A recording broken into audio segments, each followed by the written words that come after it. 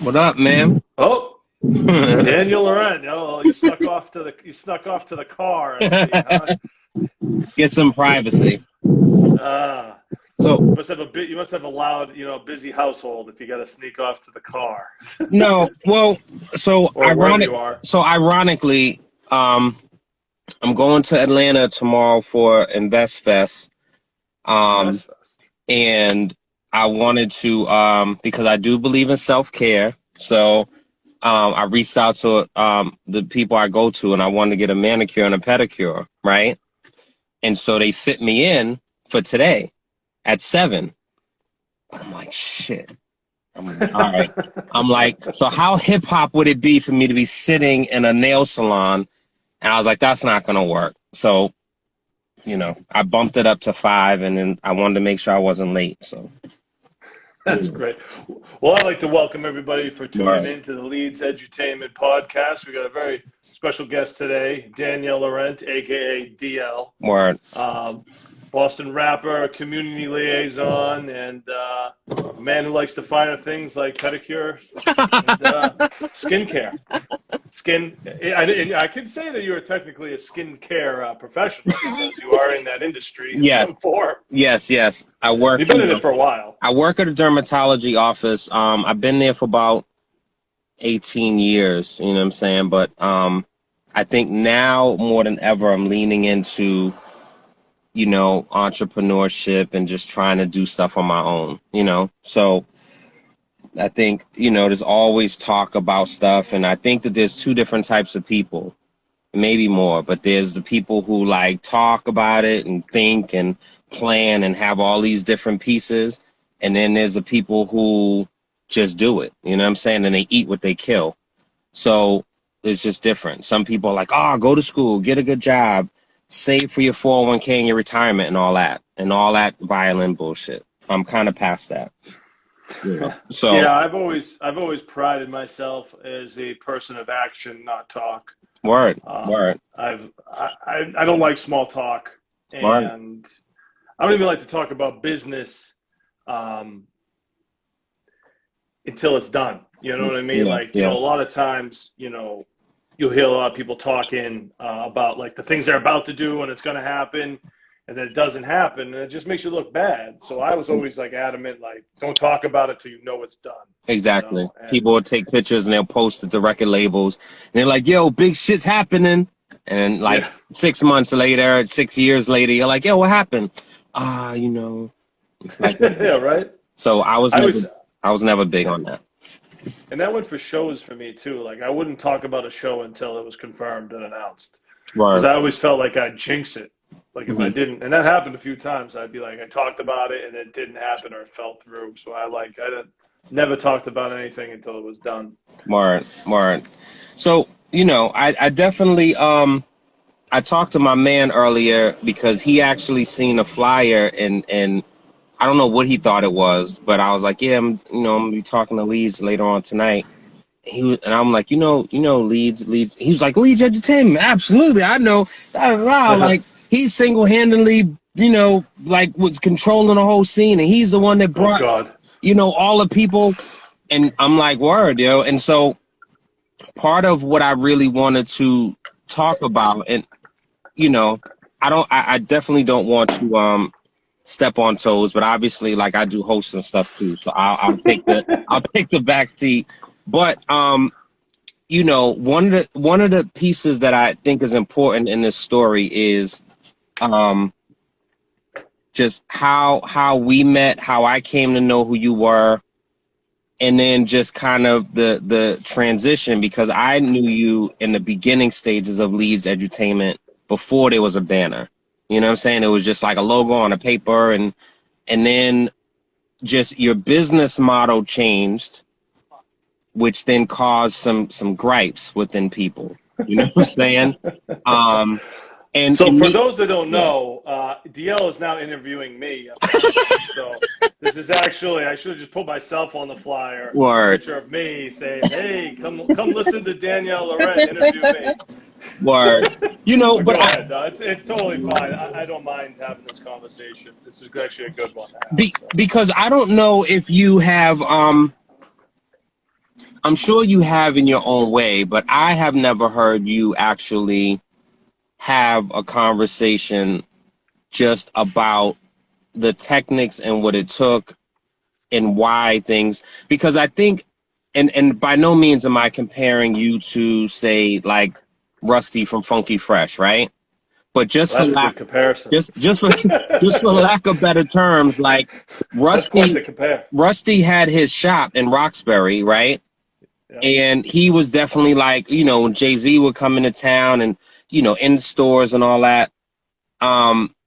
But when you go in to buy a CD, his CDs would be like $24.99, right? But then you go to Tower and it's $9.99. So you're like, yo, what the fuck? You know what I'm saying? And so, but if you understand the business and you understand how bulk works, right? Rusty can't possibly buy what Tower Records buys. So therefore the prices are affected. You know what I'm saying? But Yeah. I think if you explain that, it's a little different. You know what I'm saying? And so I feel like for you, I don't know if you've ever explained why and which, and it's your business, so you don't have to explain anything. However, I think that I understood it, and then I want to kind of get into what I chose to do from your model. You know what I'm saying? But does that make sense? I'm like, Well, I mean, it's quite the journey. yeah. But from the I chopping remember. block, start from the chopping block. Well, yeah, I think I look back and I'm trying to think when I met you. As I do remember you met you through Terrence, I think, who was producing you or engineering you. What was his full name? Terrence what? Terrence Washington. And so that's my best friend. He T-Dub is what he's called. T-Dub, yeah. T-Dub. He was a nice guy. Me and him worked together as street team guys for Metro Concepts. That's how we met. Yeah. And he was always pushing you. He was like, yo, my man DL, my man DL, my man DL. And we eventually met. I don't remember it at the chopping block. I remember the chopping block, and that was a dive bar and a half. Dive bar would be an understatement. But we met there, and we did our first show together, which was the Leek Brothers, which was Cage and Tame One's group at the time, which was not the best fit for you. No. You're more of a conscious rapper, Boston, and the Leek Brothers, were all drugs and formaldehyde and crazy shit. And it wasn't really the great fit, but, you came through and you did your thing. And you're right, I didn't have a banner. I had my first logo, which Louis Bello designed, the singer, which nice guy did graphic design, but he wasn't really a full-time, he wasn't like he was a singer who did design, basically. Wow. And the logo was cool, but people kind of said it looked like a crack pipe with a piece of crack falling into it because the L looked like a crack pipe, and then the E that was on top of it looked like the crack that was about to go into the pipe. Yeah. So I had to get that fixed. Yeah, that's not a good that's not the message you're selling. Yeah, so that was probably July 2004. I'm thinking that's when we met. And started working from there. And, from there, from what my memory was, you got pretty heavy into the Boston hip hop community. We both kind of did. There was the MIC awards, and there was this movement that was kind of coming through with you and a bunch of other artists. Shout out to Dre. Dre's in the room. Nice. Tech.mp, shout out to y'all. And we were picking up kind of where, Lyrical was doing this thing at the time. Who was on the MIC? It was Dame, right? Dame, Lyrical, and Irv. And then you had Liv and a few other people. But those were the main three people that were moving and shaking. And Lyrical got a ton of criticism because he's a part of it. And also he is now being nominated. You know what I'm saying? However, in one. However, I think that, and people could definitely feel a way, but I think knowing the inner workings of, I knew the process of what they were doing and going into actual record stores back when they had record stores. But going here, shout out to Jeff 2 times also. I love you so much. So I have to shout you out. Yeah, I you was know, about to say, he was about to say he was here, and I didn't shout him out yeah, either. So we got to shout out to he's Jeff too, sir. he would let me have it. He would actually call and interrupt this interview and let me, um, Yeah. but they actually went into record shops and had ballot boxes, you know what I'm saying, and Yeah. had people vote for, best album. And to Lyrical's credit, he actually was going around with his vinyl and with his CD and going into different places and promoting it and really like being hard about it. So it's almost like if somebody's running for office in city council and you keep driving by and you keep seeing Leeds Edutainment. It doesn't mean that I like you or that I even know what you That's for run sure. on, but it's just like, yo, like I keep seeing Leeds. I keep seeing Leeds. So when Leeds comes on the thing, I'm gonna check Leeds. So that's kind of Right. what really was, you know what I'm saying? So Yeah, and and Lyrical at that time, I mean, when he was actually a promoter before me, even though he was like a rapper and battle rapper and MC, but he was actually when I came on the scene, he was just kind of he was promoting shows, not even mhm, necessarily with him on it. He was throwing them. I mean, I saw him a show he did with Immortal Technique at the Western Front. He mhm, was another promoter, smart. and then when I got into it, he kind of stepped away from it. Yeah, But I mean, yeah, I mean, for a while there, I mean, he was everywhere. I mean, yeah. everywhere.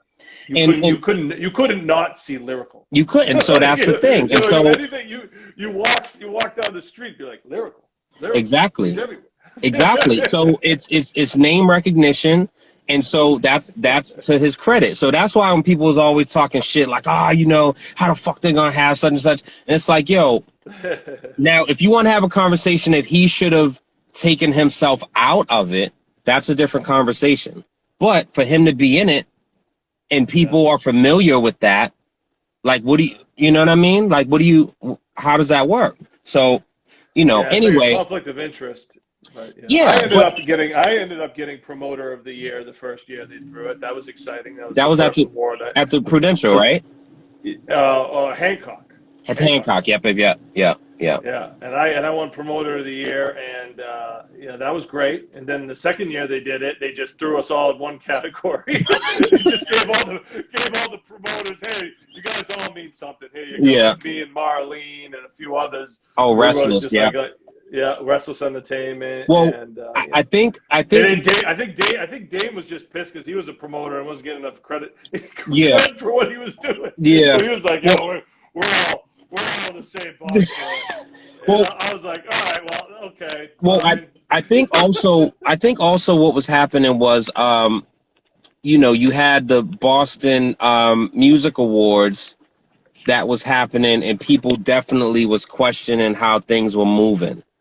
Oh, that's the most questionable thing ever. And there's good people there trying to run it these days, but Yeah, that has just got like yeah, I mean, I exactly. went at him myself like a couple of years ago, but Yeah. that has always been a political thing. Yeah, and so MIC's whole thing was to try to not be that, but also it's just one of them things where I understand now with maturity, and I'm sure you understand that you can't make everyone happy. There's no way around it. So you do your thing, you try to, show honor and whatever, and then you just move on, and that's that. Anyway, I digress to MIC and Well, everything like that.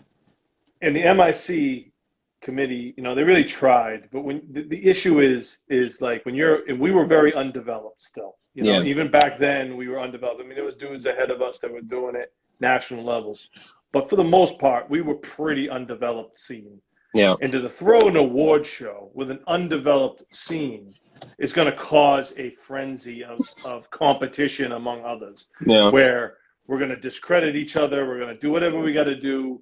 And that's just the nature of this business, unfortunately. And any business, really, is that when you got a bunch of people fighting to the top, you're going to have competition. Yeah. And But that's one thing that Boston has really struggled with, in my opinion, is we're too competitive with each other. We're way too competitive because but what it did, oh, but what it also times calling you. I know that's what I was hoping it was. So what it ended up happening was it did create people to be like, oh shit, I want to get mixtape of the year next year. Like I remember hearing people like, yo, I'm gonna win that shit next year, and I'm like, dope. So for that is a good thing, you know what I'm saying? Because Oh, shout out to Dane. Dane's in the room. It actually it pushed people to be motivated for something bigger than themselves. So that was dope. You know what I'm saying? To your point, and I think it's changing now, and I'm so happy to see it, and I'm happy to feel it. You have different people in different pockets who are doing their thing, and some people have major attention. Then you have people that kind of have major attention. Then you have people that are consistent, and you have people who are up and coming. It's just dope. And this energy that exists today didn't exist back then. You know what I'm saying? Right. And I'll tell you why also is back then, you know, we're talking 2004 to 2010. You know, you were either in the scene or you were out. Yeah. You know, you were either embraced by the scene or you didn't fit in or you couldn't get your shit off. More. You had to, you know, like that was the problem back then because, you know, it wasn't as niche in pockets like you just said. All these pockets didn't exist. It was either you're part of the Boston hip hop scene or you got to go to another market, and that meant move. Like if you were doing some like more conscious, like fucking more like, you know, organic shit, you know, you have to go to fucking Vermont, Maine. You know what I mean? That's not going to work in the city. Yeah. You know, or if you're doing like Rhyme Sayers style or, you know, trying to sound like Atmosphere, you got to go to fucking Minnesota. You know, like. You couldn't stay in Boston. You know, you were either in this boom bap, New York, off like whatever style. That's the other thing. Boston style is kind of hard to describe. Yeah. But like you were either in that, or you're out. Or out. Yeah. And it was tough. And it was tough to be a part of that. And I can imagine if you were out, that you're not going to feel too good about it. You know what I mean? And then that's where some of the criticism I think came from you. Or towards you with, you know, so I guess it's a matter of, you know, I don't know when things change with you, and shout out to Peter Parker, because I know that he was there on a ground level. You know, extreme love for him, and like, you know, just watching like where he's been, you know, just progressing, you know what I'm saying? But, there was a time where like it was just like almost a Leedz Entertainment presents open mic night, and everyone can come, and you know if someone sends you an email, they can get on a flyer. At some point, something changed, and then you know maybe an email wasn't being returned, and they couldn't get on the fly. They couldn't get on a bill as easy. Or my favorite, I love AZ, still love AZ, will always love AZ, right? Maybe AZ is not so. Let's not use AZ. Let's say. I think AZ is a good one to use. Well, yes, that's a literal example. Can we talk about the AZ show? We'll talk about the AZ show. Yeah. After. I'll let you finish your point. So let's say Bia. Bia's doing her thing right now, right? You know, clearly, if you put Bia on the show, it's going to have a good turnout. You know that as a business person, right? So you're going to have a Bia show. So. For me or you know, MC Warren Street reaches out that, hey, I want to be on a Bia show, right? MC Warren Street. I just always come up with wild names. So MC Warren Street wants to be on a Bia show, right? And you're like, well, so something changed at a certain point where for me, my I wanted you to explain, if you don't mind, but I wanted you to explain what shifted. But for me, it was a business decision on what makes the most sense to reach your bottom line. I never just kind of dumbed it down to you have to pay to play to do a Leedz show. I took it as there's proven models and there's unproven models. And for the unproven models, how do you try to mitigate those risks, right? So for me, go ahead. So for me, I took it that way. Also, though, one of my critiques with you over the years, especially in the past before I really like funneled it and thought about it, was I personally felt like as a promoter, the job of the promoter is to put together the best possible product and then sell it, right? So, you know, you want to sell a cake, you want to have the best frosting, the best ingredients, the best flour, cook it for the right temperature, have it nice and moist. Pause. I don't really say moist when I'm on the phone with guys. Um, but you know, Moist skin lotion? it's moist. So you want to have the best possible cake that you're selling, right? So Yeah. if you don't have the best possible cake, Right. then don't get mad at me because I didn't want to buy it. So part of my critique to you was like, damn, like he's putting together shows and it's not complimenting, you know, it's someone who I think is great. And then you kind of have people that's like, yeah, motherfucker, I'm rapping at the handicap. Yeah. And you know, I got the jammy back. Yeah. And I'm like, come on, bro. So, but I Yeah, I get understood it. mitigating risks. So I never heard you explain this. And I wanted to, because it leads into another conversation I wanted to. Oh boy, here we go. So I know I haven't had one of these conversations in a while. Danger Zone just shouted out Yak Yak Balls. balls. I don't know if Yak Balls was on that Leak Brothers show. So he was Cage's right hand man for a while. Cage, But yep. you know what Yak Balls is now, like, became like one of the biggest publicity guys, and it was a publicist. Really? I forget what agency it was, but he became a gigantic publicist. Wow. Work at some of the biggest, I think he run the Jewels and all these other stuff. Yikes. But yeah, shout out Yak Balls. What you're talking about is, the progression of a promoter that's just throwing shows he wants to throw, and why I got into the business. Obviously wanted to make money, but really just wanted to throw the shows I wanted to see, right? Mm-hmm. And I started off really trying to curate them with who I thought was the best acts possible, Mm-hmm. right? So I did what you're talking about. I tried to use the best flour and the best ingredients and all that stuff. But unfortunately, a lot of those shows in the beginning lost a lot of money. And the one you were on lost money, League Brothers. Now, granted, I was an inexperienced talent buyer at the time as well. And let's say maybe, there was other things involved. Just inexperience, right? Mm-hmm. So I did that for a while. And, the stress, the financial stress and pressure, and any promoter will tell you, independent promoter, of worrying about the show losing money and all that pressure on you destroys any joy that you might even have towards it, right? Because just think about you're going into something knowing you're going to lose thousands of dollars.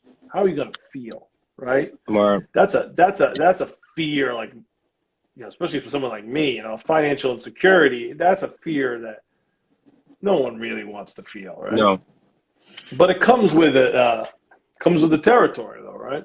Mm-hmm. So after a while and getting hit up by a million artists all the time, put me on. Now, back then, there's no streaming. There's no other thing. The music industry is crashing as far as the traditional way of selling CDs and tapes and all that other shit. Everyone's downloading everything for free. There's no money there. So shows, and social media hasn't really taken off yet. So shows was the number one way to really kind of get your shit out there, being on stage. So the amount of people that were hitting me up was crazy, like unbelievable. To the point where it was, I had a friend of mine be like, yo, you should charge all these guys. And I was like, I don't want to do that. So I tried to find a system that I thought would be fair. Mm-hmm. And the system that I thought was, okay, if you want to get on these shows that require these risks, I need you to sell tickets. And, I felt like if you couldn't guarantee 30 people or whatever it was, 20 to 30 people to come to a show, then it's not going to work for me financially, because I need these opening acts to bring people. I'm relying on it a little bit, Mm-hmm. Mm-hmm. As a talent buyer, you want every act to be on there bringing people. Exactly. And I fell for people saying, yeah, I'll bring people, and then they barely promote the show, and then they did walk in and perform and leave, and nobody came for them. After a while, you get bitter at that, right? Mm-hmm. After a while, you're like, oh man, screw that, And I lost trust in that. Mm-hmm. So that's when I instigated the ticketing system. Now, I didn't make everybody sell tickets, but on certain shows, I had to have people sell tickets. And you're right. It became, over the years and of doing it, it became like, who the hell is this guy? Who's this new artist on the show? He's just selling the tickets. And the people that couldn't sell the tickets, missed out on some opportunities. I'm not going to lie, that did happen. But it was such a risky business, such a risky business. The promoting shows is so risky. Nobody wants to do it. And that's what I had to do. Now, somewhere along the line, you know, it became to me redundant. It was like, all right, I'm just putting on the same old act. I'm putting on acts. And I want to thank everybody that sold tickets or didn't sell them all, still came out of pocket. I want to thank everybody for that. They kept the shows going. Those people kept those shows going. Right. Jake the Snake, you know, Slane. Black Medine. Yeah, I mean, I obviously had relationships with guys like that where it didn't sell tickets. But the opening acts, if you were new and you needed to prove yourself to me, you had to go through this system. And until, you know, and there was artists that sold tickets until they didn't have to sell tickets. I mean, it varied from person to person.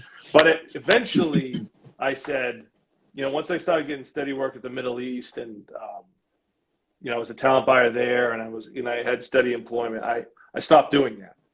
And I just said, you know what, I'm going to go back to curating the shows the best I can with just the best acts, and I'm taking tickets off the table, because I didn't want to do that anymore. And it was a hot topic in the community, and it still is a hot topic in the community, and there's still promoters out there doing it, all types of levels, and it doesn't matter. What I realized is, you know, this will always be a hot topic. You're either on one side of it or you're not, and I don't want, you know what, and the only way it's going to go away is if I just don't do it. Yeah. And, you know, for the last few years, I really just didn't do it. And I just tried to just book to the best of my ability. I wish I could have curated everything based just on talent. Yeah. I wish I could have done that. I really wanted to do that. And I did that for the last 3 years. And I do that now. But that era, man, it was, you know, there was no digital marketing. There was no Facebook ads, Instagram ads. It was streets. You had to get on the street and sell the tickets. Yeah. And and in hindsight, looking back on it, the headliners were charging too much money. You know what I mean? Like, if we had just got them to do it for cheaper, we wouldn't have done any of it. Yeah, yeah. You know, but that wasn't the case. And, you know, nowadays, you know, I also didn't understand my role. As you talk about my role, it was at that time how important the shows were. Building the community, I didn't really see myself as a community person. I just saw myself as a promoter, and I didn't really understand my role of what that really meant at the time. You know, I was like, just let me do my thing, let me run my business. I'm just trying to survive. You know, and I was very confrontational. You know, I'd always argue with anybody. You know, and I made a lot of mistakes. You know, which I'm still trying to fix to this day. You know, what I appreciate actually about, you know, and this is like growth and maturity on all levels of, like, in hindsight, you see things differently. You definitely, like, I can see you as clear as day right now standing at the shows, and you would stand there, and you're a very tall guy, right? You'll stand there and you'll kind of have your arms folded. And so somebody will be like, yo, Leedz, what's up, bro? And you're like, I'm like, damn, did I do something wrong? But that was you. But see, I also didn't know, and shout out to Alcide, DJ Alcide, and Sheik's in the room too. You know, I know that you talk about, you know, sobriety, right? I didn't know to what extent you were, like, involved in that. So now in hindsight, I'm like, oh, wow, okay, so you take this important factor in that might kind of, for all I know, on some stripper shit, not comparing you to a stripper, but, you know, maybe before, that's a different Leedz Edutainment. But before each show, you might have had to feel like you had to get blasted in order to go to the show. I don't know, but. Yeah, I mean, I definitely was high and drunk a lot of times at the shows for a while there. But that game face at the shows, you got to remember, there's tons of stuff cooking, right? So I'm worried about the show running on the time. This is before I have a stage manager. This is when I'm stage managing, promoting, putting the money up, running the show, making sure everything's going on. I'm in between the club. I'm talking to the artists, the opening acts. there's all these things running at the same time. Plus, you've got a security issue if it's an issue with like a crowd that's difficult or an entourage that's difficult. I mean, the stress level of running a show by yourself at that point has you like this. Yeah. You can't be Mr. Friendly. And then the build up to the show of getting everything ready and promoting it, it's exhausting. And to be honest, I look back on it and I go, how the hell did I do it so drunk and so high all the time? Because it was like, you know what I mean? I don't know how I pulled that off. I was just really, really talented. But like, you know, that was while I was in my mid-20s, I could recover easier. But you know, it was. But that's what it was back then, man. You know. Well, I will say, like, you know, the first show at the Middle East, I'm not sure. That wasn't the AZ show that I did. That wasn't my first show. No, you did Leak Brothers. No, that was your first one. That was at the Middle East? Yeah, oh, I remember that flyer. Okay, I remember the flyer. Okay. I still got the poster. I remember that. Okay, so I got the poster. So the very first show, I remember because I was so excited, and I'm like, oh, I'm gonna perform at the Middle East and Leedz Entertainment. Leedz. Okay. Well, do I call him Leedz? Do I call him Ned? Which one? And I was actually thinking about this in my head, right? So I remember like trying to get a flyer, and I'm like, damn, is he gonna have my name on a flyer, or I'm not gonna be on there? So what I did was, I went and I think I did something on a computer. I had a logo that I had created, and I ended up getting I went to Kinko's or one Copy Cop or something, and I was like, yo, I gotta get the attention. So I got like some yellow flyers, I got red flyers, and I put them all throughout the city. So I went to Emerson, I went to Berkeley, Cambridge, Harvard Square, passing them out, putting them in 7-Eleven, Store 24s. Right. And so that's the hustle. And it was actually, and I remember being on a bus. I remember being on a Mass Ave bus, passing them out to people. Yep. And some of those people actually came to the show. And so I was like, oh, shit. And so I remember I had this idea. Well, I was talking to my aunt, and she, you know, we were bouncing ideas off each other. And I was like, yo, I'm going to sell my CDs for $1 because I'm doing it myself. I don't have no overhead or whatever. And she was like, yeah, that's some crackhead price shit. So I came up with the dope theme price. And so I had the CDs at the back. I had somebody at the back table with the CDs. And I remember writing on a piece of cardboard, you know, $1 CDs, dope theme price. And I brought like 75 CDs or something with me. I sold out of all of them. And I remember the moment I got off the stage, you know, like, the moment I got off the stage, I saw probably like 15, 20 people like exit stage left and walk out. And I've never been a person to promote to my family and friends, for better or for worse. And people criticize me about that. I just always wanted the real, I don't want the American Idol shit of, oh, baby, you did a good job. They just don't understand you. I don't want that bullshit. I want like the real words, the real feedback from people. So when I saw those people leave, I was like, oh, shit. Now, let's say all have family emergencies, right? Which is not the case. You know, I'm like, wow, they left after they saw me. I was like, oh, shit. And I was like, okay, now I got to go back to the thing. So fast forward, we're doing shows. And then once that got instituted, and, you know, you're only as good as what you did last, right? So no one cares about, like, Masterpiece on the radio, 88.9. Hot 97 was playing it. Wild Boy was playing it during the day. They were taking my instrumental and putting Mace over it. And like, I mean, like mainstream shit, right? Nobody cares, like, if that shit's 6 months ago. So me and you, I feel like have always been decent. It's never been like, oh, fuck you, blah, blah, blah. But I remember, I think I reached out, and it was some show. I mean, say like you're throwing a show with Little Baby on it, right? If Little Baby's coming, that ticket's going to be so big, you're going to want every single person to make sure they bring 30, 40 people. And so I reached out to you about doing some show, and he was like, oh, you know, you got to do 30 tickets or 40, whatever it was. Part of me was an ego check of like, who the fuck's he talking to? Do he know? So, but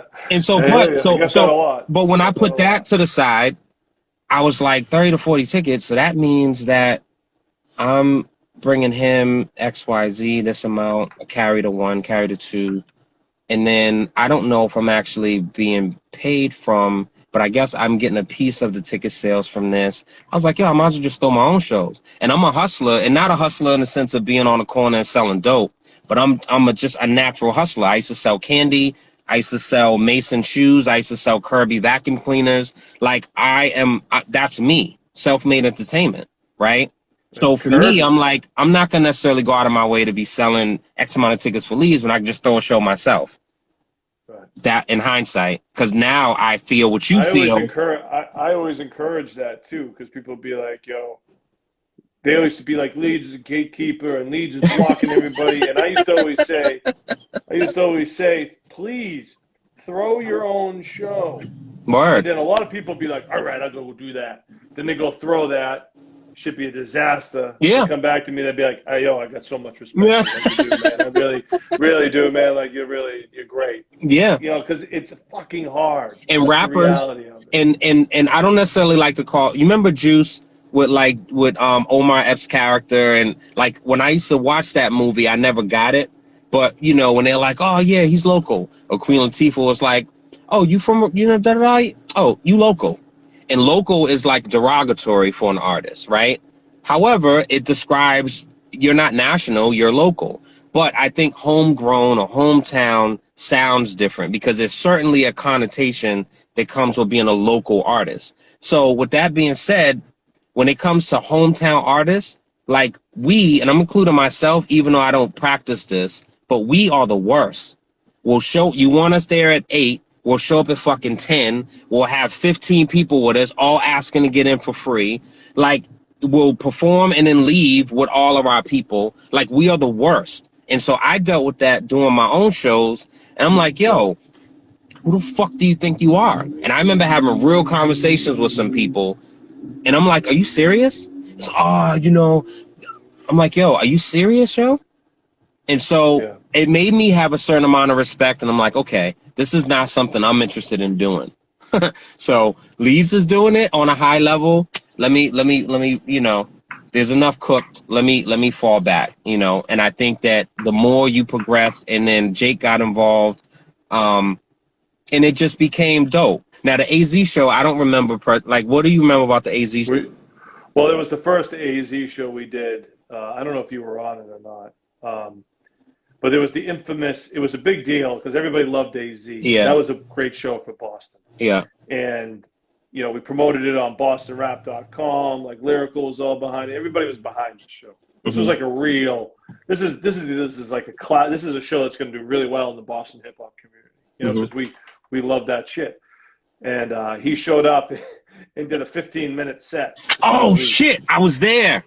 Yeah. Because he, at the time, wasn't really doing shows, and if he was probably just doing club appearances. So he probably thought that that's what it was.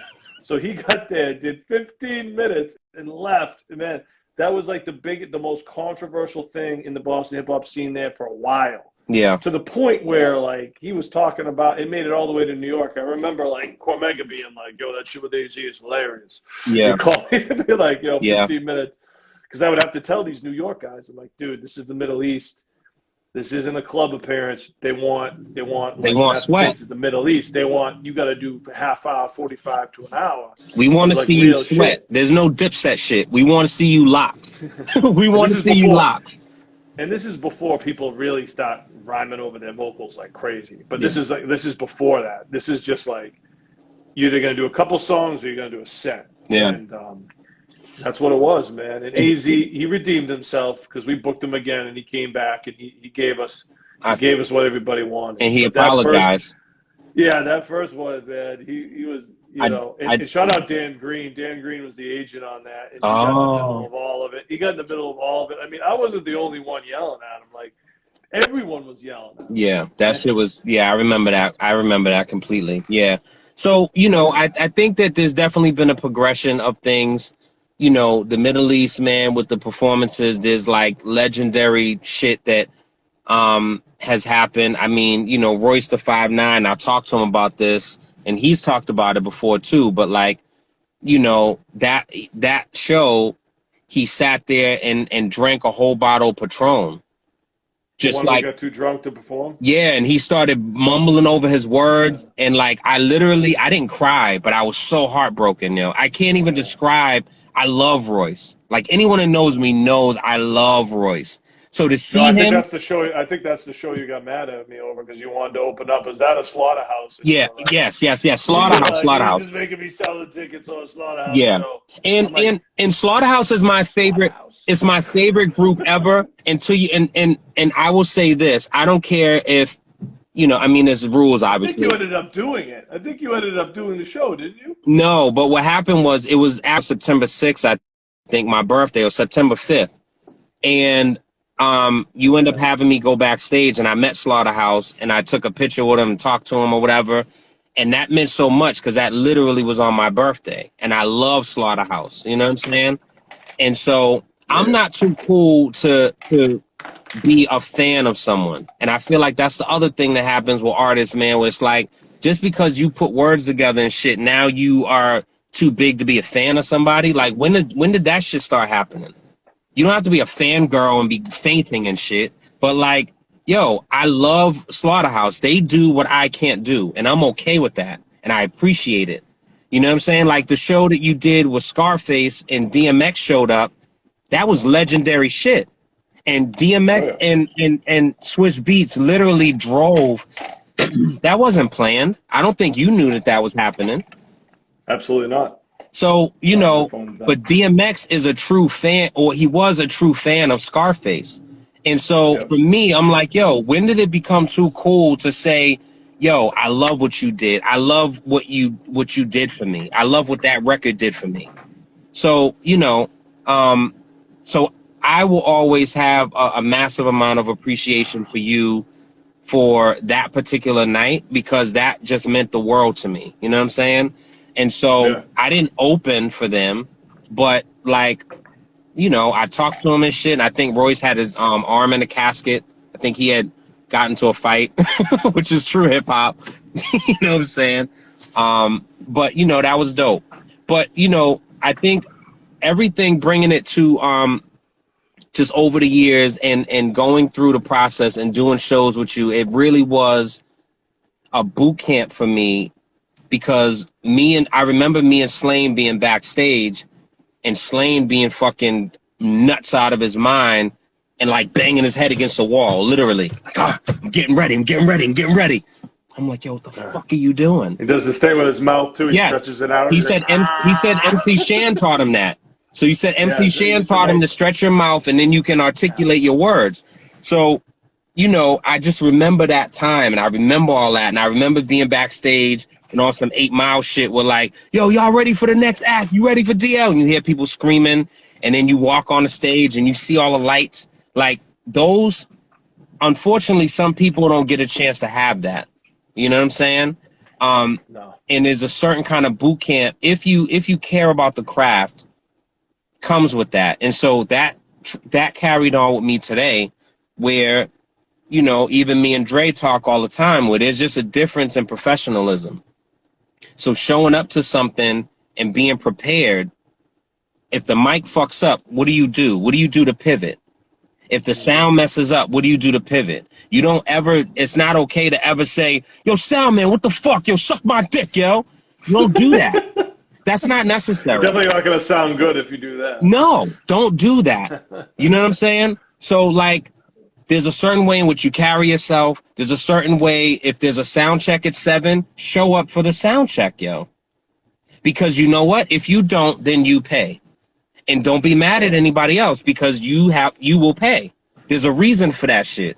And so going through, I don't want to say Leedz boot camp, but going through that helped me for what like I'm doing now today. You know what I'm saying? So I'm always what appreciative. are you doing? What are you doing now today? So today it's a mixed bag. I think to put everything so it's not so long-winded. I think after Nipsey Hussle was murdered, I still remember that day. I remember what I was doing. I remember it clearly.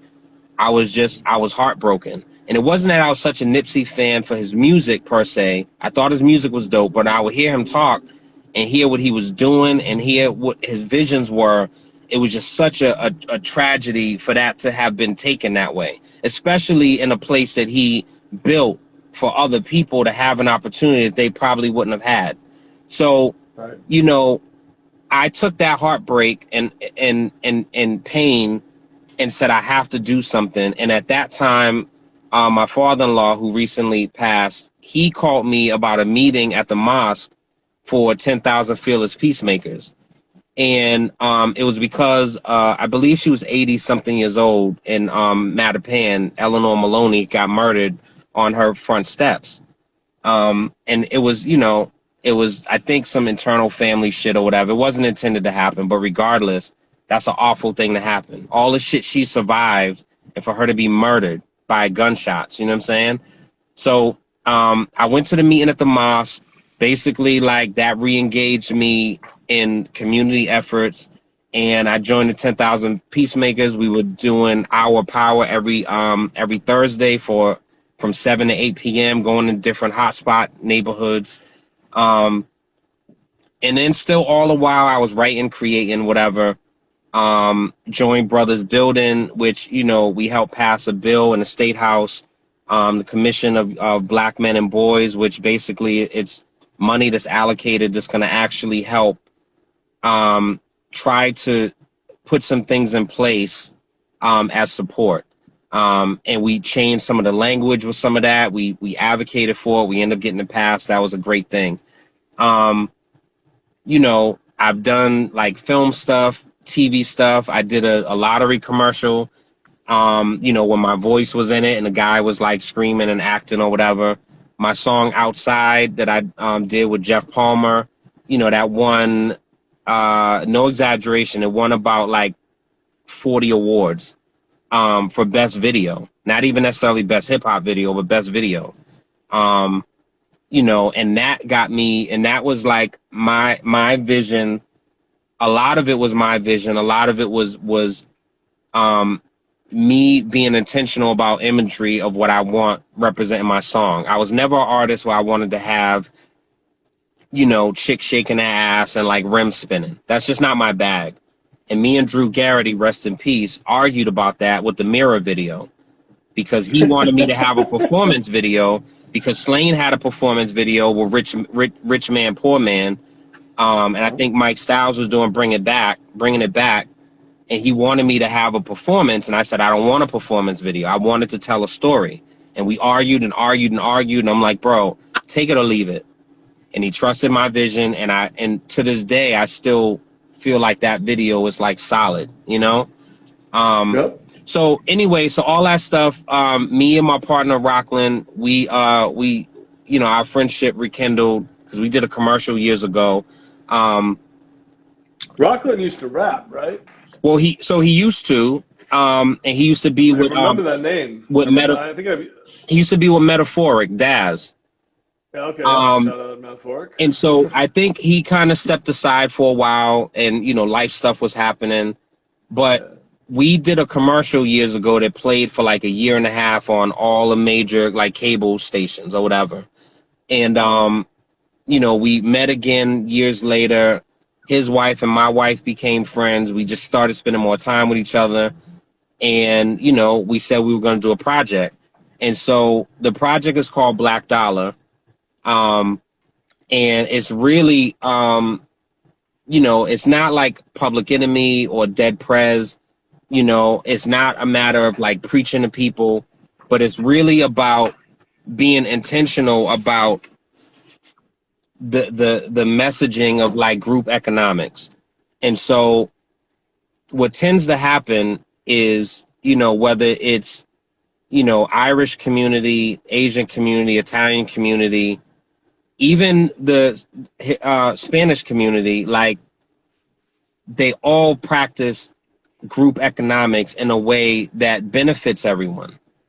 Mm-hmm. And for blacks, or for, American blacks, I guess, what I'm saying? Like, I pause that for 1 second. I personally feel like I don't have any culture. My culture was hip hop.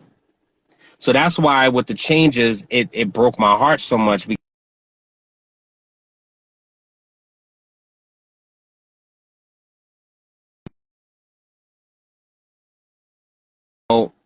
the essence and the way I wear my hat, the way I wear my pants, the way I wear my sneakers, the way I talk, that's hip hop. You know what I'm saying? And that's me. That identifies me.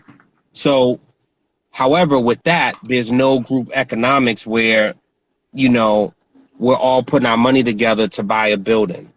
You know what I'm saying? We're all putting our money together to have a Leeds Edutainment and bring artists here, and we're gonna do whatever, and then we're gonna, you know, the person that's gonna do the image is our next door neighbor. We're gonna give the money to him. And the person that's gonna do the sound is the person I went to school with. We're gonna hire him. Like, we are always constantly going out. We take our money from Roxbury and we go to Newbury Street or go to Copley. You know what I'm saying? Yeah. So Black Dollar is about that, and it's about the ideal of putting the message, you know, in the music through the music vehicle and putting the medicine in the candy. And so there's 8 songs that we recorded. You know, we have a video to shot that I feel like is amazing and is so inspiring. It's been done, but I don't want to put it out yet. I'm trying to like present it properly. I don't want to ever just be like, hey guys, watch my video on YouTube and have 2 people share it and shit. Like, it's a bigger. Well, let me know, because I could help you with that. Thank you, man. Thank you. And you know, it's like, I've never felt this way about a particular project in my whole life. And I know every artist thinks their shit's dope and this is gonna be the one and blah blah blah and all that bullshit. All that aside, I feel that this is going to be different. You know what I'm saying? So it's just a matter of just presenting in a certain way and like being intentional. And also the flip side, and I want to say this because this is important.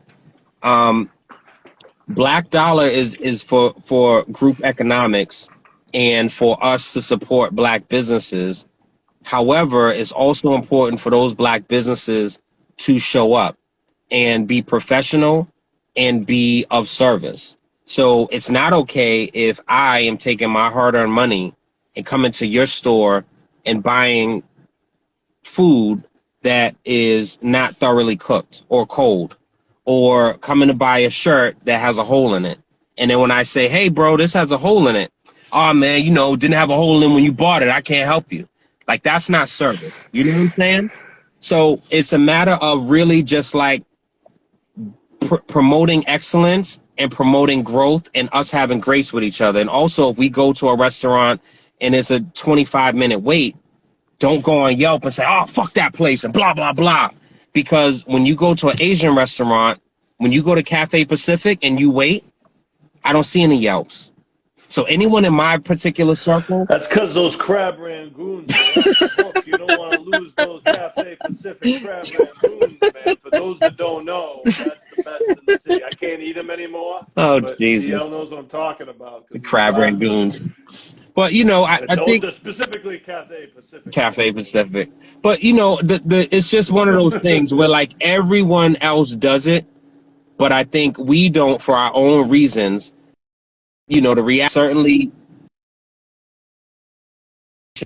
my generation, certainly generation before me, were, like, brought up to believe that white ice is colder. Like, so literally, you're a plumber, Leeds, and there's another plumber who's a Black person, and they'll literally just be like, I'm gonna go Leeds. And you may be the most unqualified fucking, but just because they're gonna bypass. And all I'm saying is, don't bypass Leeds, but don't bypass him either. Like, do your due diligence and figure it out. You know what I'm saying? And so it's not a matter of being on no, you know, white man is the devil, shameless plug, shout out to Slane. It's not a matter of that, you know what I'm saying? And I know, I mean, he's talking about something different, but people for years was like, the fuck is that supposed to mean? And it's like, bro, you got to listen. Well, Slane was a controversial character. If you listen to the music, yeah, it was controversial. So we just played on that. He didn't want to go with that title. And me and Parker were like, we got to go with that title. We wanted to play off that stigma.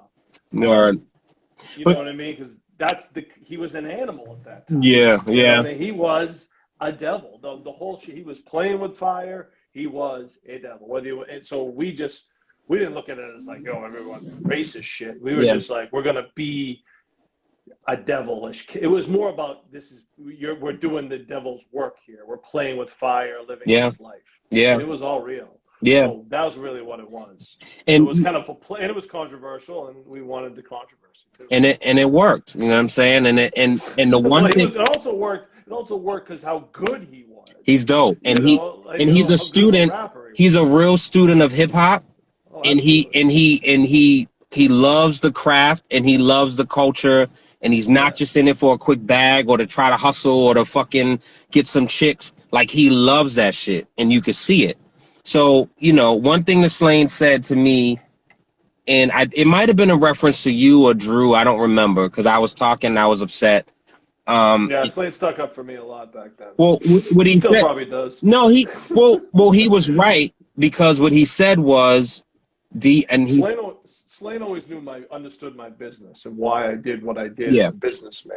yeah, He always understood that. So he would have to defend me to you and to other people, yeah, because he knew me better than all of you. yeah, So he knew, like, if the you saw inner the way I working. was living, if you saw the way I was living for those years, you'd be like, this guy's not just sitting here with a bag of money. You know No. what I mean? Like, Well, you lived in he's, you in Hyde Park, right?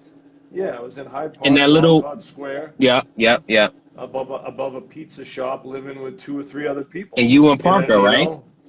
well, originally it was me and Parker, but Parker moved to Minnesota, in like 2006 or seven. So, after that, I was still in Hyde Park. I was just, I had like a $500 a month place. Word.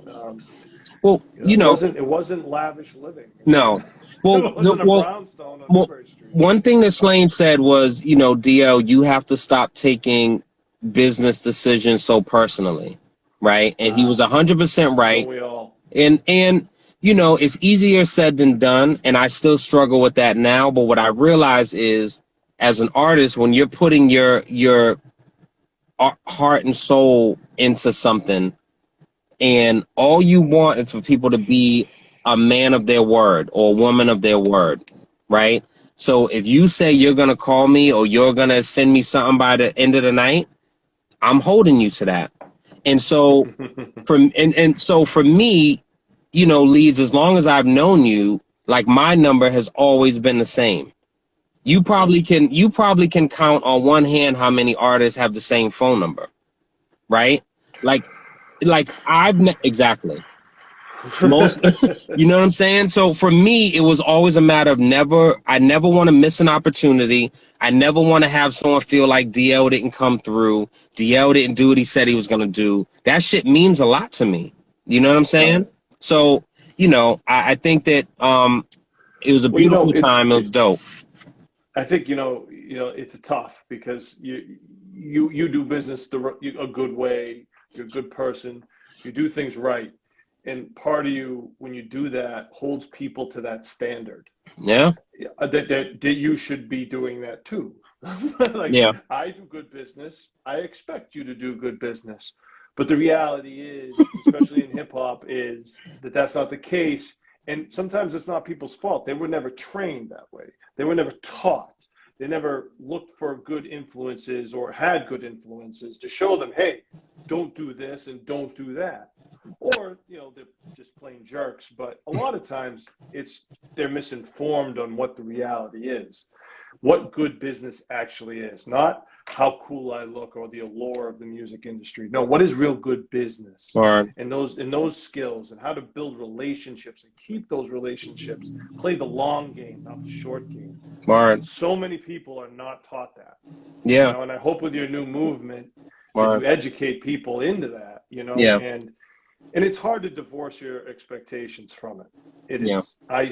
To this day, I still struggle with that. You know what I mean? And that's like, I just want people. Sometimes I just want people to do the best, but they can't. What I realize is I can't expect that out of some people. You know what I mean? I can only hope to get what I want. And hope that we come to some business agreement. And if it doesn't work out, we just don't do business and I move on. Exactly. Moving on is the key. And you filter it out. Word. You filter out who's who. Word.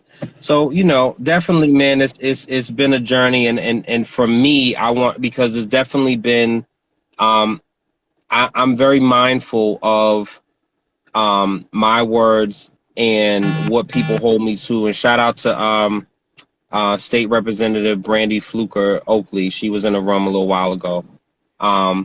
You know, I helped with some of her campaign and like endorsed her or whatever, and she ended up winning, which was dope. I don't I want to stand for what's right. So it doesn't matter like what side of the aisle you're on, your political affiliation, your race, whatever. Like I've heard the terms of like culture vulture and Leeds in the same Oh, in the same sentence, right? And what yeah, I I know. I've seen it. I've seen it actually on a video lately with Smoke Bulger. yeah. So, you know, and so but see that's why I wanted to have this That's a conversation. misunderstanding. That's Well, a misunderstanding. That guy, and I've tried to talk to Smoke a couple times, where another promoter has thrown me under the bus. And yeah. but Well, it is what it is. Well, But the thing is, it's a matter of like what I will say about that, and what I, you know, not in particular with him, but I think that just like you know, saying someone's racist or saying someone's sexist or saying someone's homophobic, like things just get thrown around so loosey goosey now, where yeah, like it changes the actual true things. I never looked at you as a culture vulture. I looked at you as a business person. And to your own words, which I appreciate, you weren't looking at your role in the culture like that back then. And if you had, then maybe your moves would have been a little more different, right?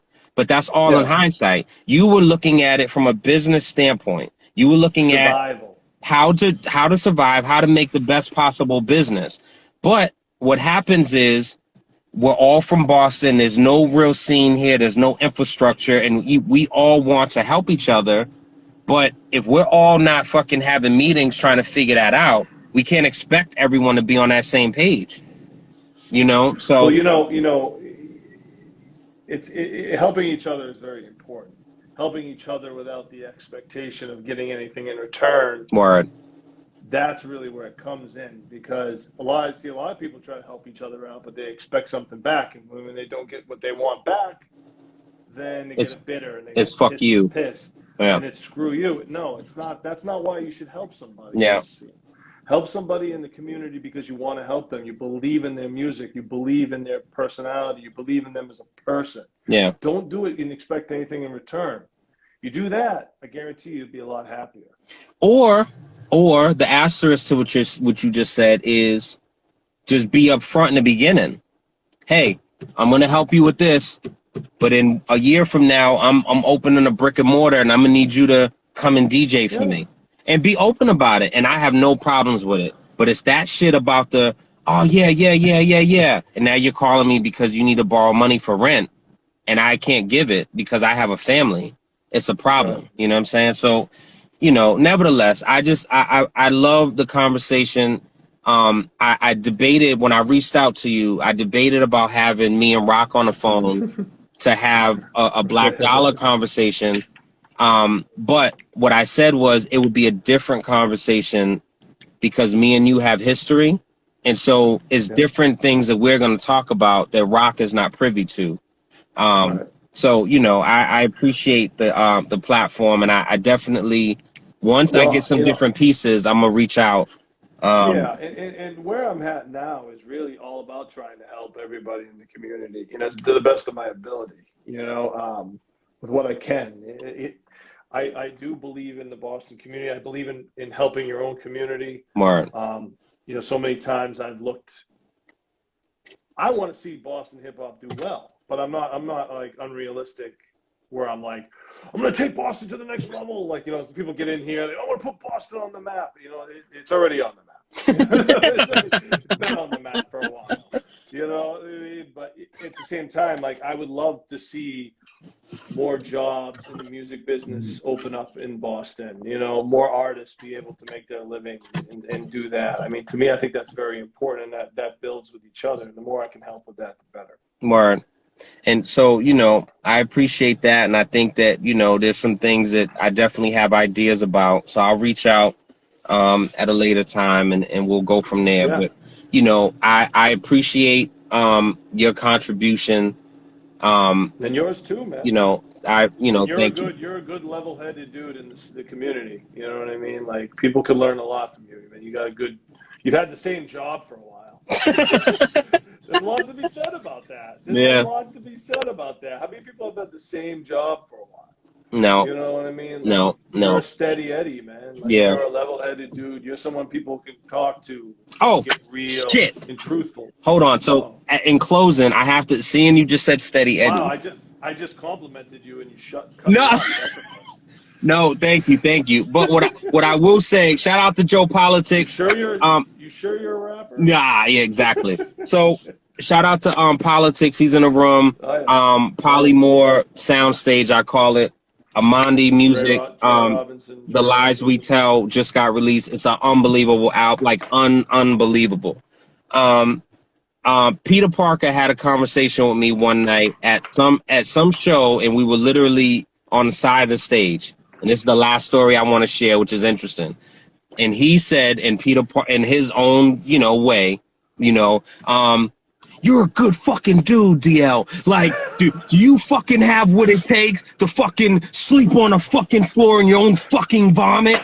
You know what I'm saying? To go 3 weeks without seeing your wife and kids, blah, blah, blah. Or you just gonna make records on the side for your fucking neighborhood. You gotta figure it out, bro. I think that you're just a really good dude. You're not necessarily, and I'm sitting there, and I'm Oh like, yo, my he's God, right, that's but so I don't like tough. how he's talking to me, and there's other people around. Should I be mad? Should I start a fight? Should I punch him? Should I listen?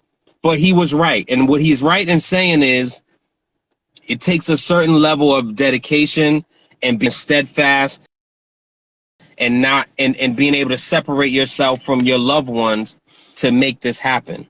Right. And I think what was important to me is raising a family, having my kids have examples, certain morals and principles that I feel is important, redefining my relationship and strengthening my relationship with my wife, buying a house in Boston. All those things were important to me instead of going to LA on a one-way ticket and making it happen. Because I do believe that I could have made it happen, but that comes at a sacrifice. You know what I'm saying? And so I appreciate what Parker said because it's true. And it made me step back a little bit and just be like, okay, let me know my place. You know what I'm saying? So you saying that made me think of that. He screamed it. Are you ready to sleep in your own fucking vomit? And I'm like, not really. No, no, I'm not actually. I'm not willing to sleep in my own vomit. In But my are king you size willing to bed. sleep on the floor? Yeah, Exactly. someone So else's couch. No, exactly. but he's very, and he's had many of those conversations with me, in my career too. Yeah. He's very passionate, very direct, and when he knows what the path is, he's going to let you know whether you want to hear it or not. No, but I So love it. shout out to him. I But I love will it. say, man, I think you made the right choice. The Mark. balance in your life, the balance in your life, and the things you had outside of music, more important, Mark.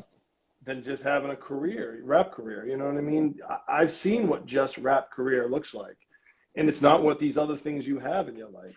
Mark. And I always tell people, if you can balance your life out that way, do it that way. It's a better life. Yeah. Maybe you're not a full-time artist, but that's okay. Yeah. Mark. Have a home, have a family. These are great things. Yeah. And they'll pour back into you. So yeah. Good talk. I gotta wrap this Yeah. up and take my Thank you, dog bro. out, but man, I thank you. appreciate it, man. This was dope. And definitely I'll be in touch once I get some other things in place. I'm sure you will. So I All want right. to thank everybody for tuning in to the Leedz Entertainment Podcast with Daniel Laurent, aka DL, and we'll talk soon, brother. Yeah. Peace.